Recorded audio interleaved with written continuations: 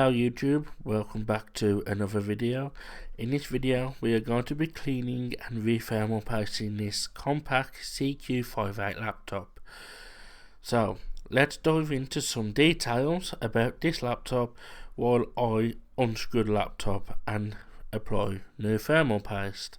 Okay, so this Compaq CQ58 is a classic budget-friendly laptop series produced by HP. It had its heyday around 2012. While it might not be the most cutting-edge machine today, it certainly served its purpose back then. Here's what you need to know about the HP Compaq CQ58.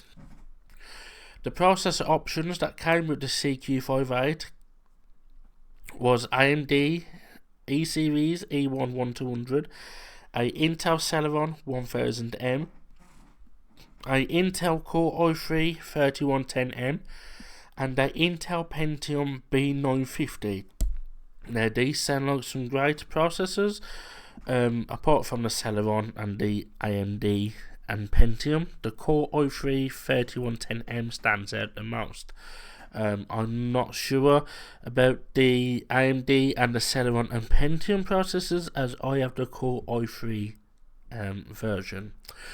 The graphics adapters that came with the laptop, with the CQ58, based on the specific model, could have came with an AMD Radeon HD 7310, Intel HD graphics for Ivy Bridge, and Intel HD graphics for Sandy Bridge, and also Intel HD graphics 4000.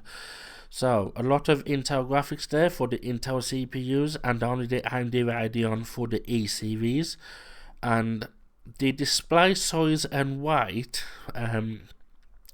the laptop was available in two display sizes, a 15-inch and a 15.6-inch laptop.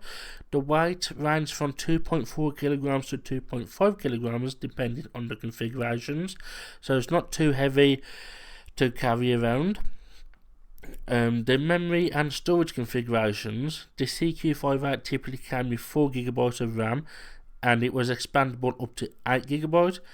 Storage options included a 320GB hard disk drive for data storage. Some variants might have had different memory and storage configurations, so it could have also had an SSD if that was available, so it's worth checking the specific model you're interested in. The additional features that this laptop came with was a DVD burner that was capable of writing multiple DVDs and dual-layer, and also CD rewriters as well.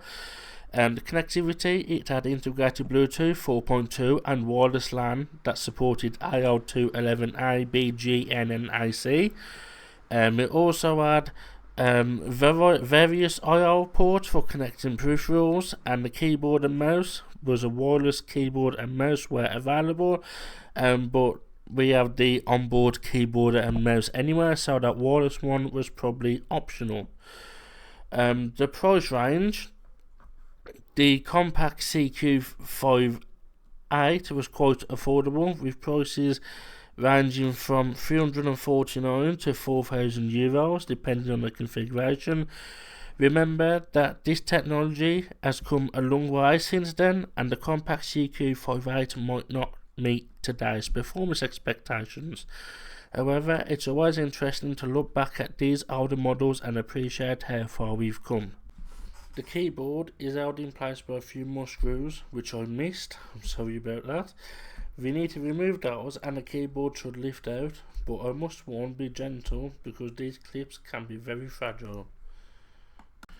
Even after removing these screws, this keyboard was very hard to get out. It did not want to budge. The keyboard has metal clips on, which are latched into place by plastic retainer clips that are on the plastic chassis case. So I literally had to force the keyboard out with pretty much brute force, as I took out all the screws, but still it didn't want to budge. Now we just need to remove the last few screws from the top of the case after we have removed the keyboard. Here we just need to remove these few cables, one's for the screen, one's for the touchpad, we've already removed the keyboard cable, and then we just need to remove the cable for the USB ports on the right hand side. Then we can take off the top cover and move it out of view. We now need to wire the laptop down with something as the screen is too heavy. I'm going to use these cheap green headphones that are to the right of me. Then we can unplug the charger port, which is on the underside of the motherboard. Then we can proceed to remove the speaker connector, which is on the bottom left of the motherboard. Then we just need to remove these two screws that are both located on the left hand side of the motherboard, one at the top and one at the bottom. There is also a cable here which I forgot to remove, which connects the right hand side speaker to the motherboard. We need to remove that as well. There is also a screw which is holding the cooler fan down on the top, the closest part to the screen. Please make sure to unscrew that because I didn't see it there and I accidentally snapped the screw connector off the cooler fan. So now I also need to buy a new cooler, which I needed to buy anyway, so it doesn't really matter to me, but I just thought I would let you know that there is a screw on closest to the screen on the cooler. We also need to remove the LCD screen connector, which is located at the top left hand corner of the motherboard. And finally, we now have the motherboard free from the case. Okay, so now we have this all taken off. We now need to remove the heatsink.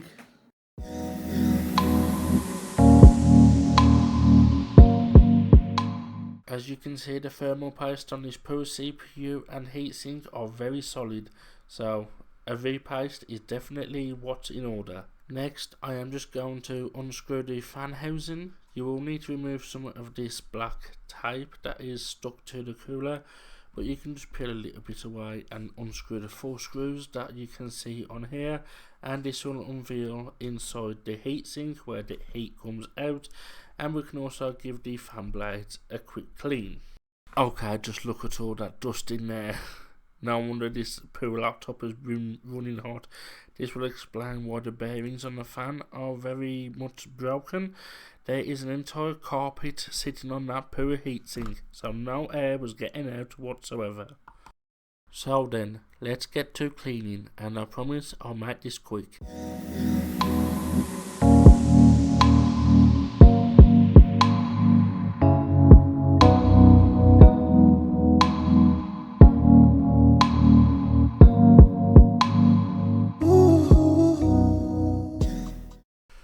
Okay, so now we have a nice clean CPU and heatsink to put back together and re-thermal paste. Time to apply that nice new thermal paste.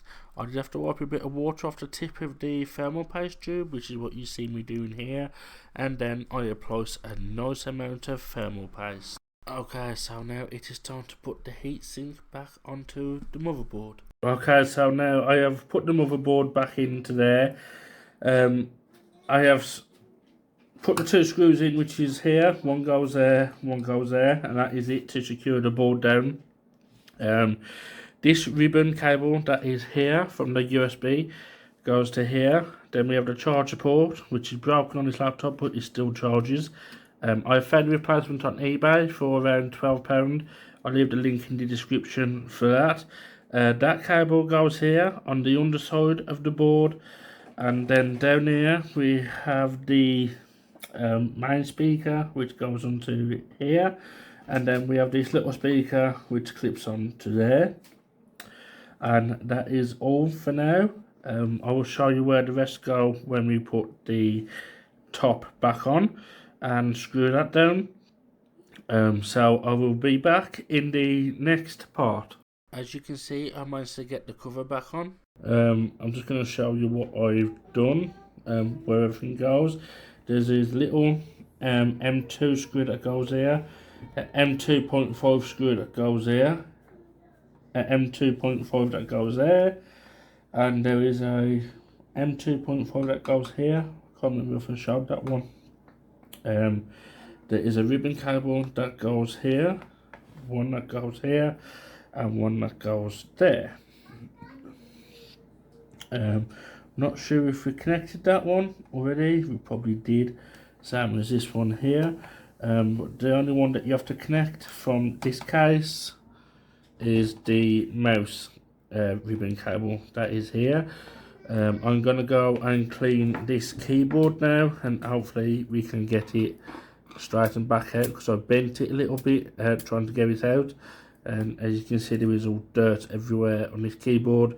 So I'm going to spray it with some IPA and try and clean it down with some cotton buds. I will be back once I have cleaned everything up. Okay, so that is the keyboard all connected, all nice and clean. These the wear marks I couldn't get off, and the plastic has gone a bit white because I used a bit of IPA on here just to get rid of all the grime. Hopefully that will come back. So now the next part is going to be putting all the screws back into the underneath the laptop, putting the Wi-Fi card in, the memory and the hard drive. So I will be back once that is all done. Okay, there is a hole here where we need to put a screw in before we put the hard drive back in.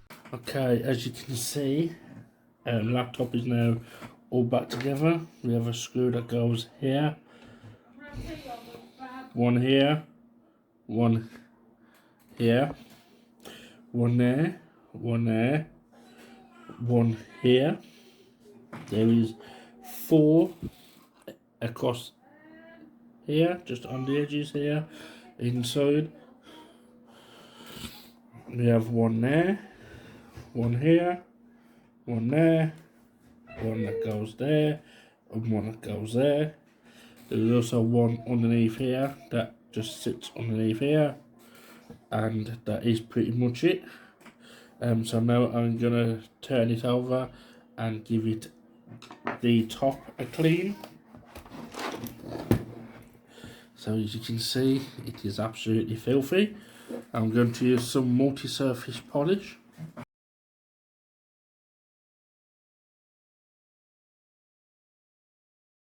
Now, doesn't that look very shiny? It looks a lot better than what it did before.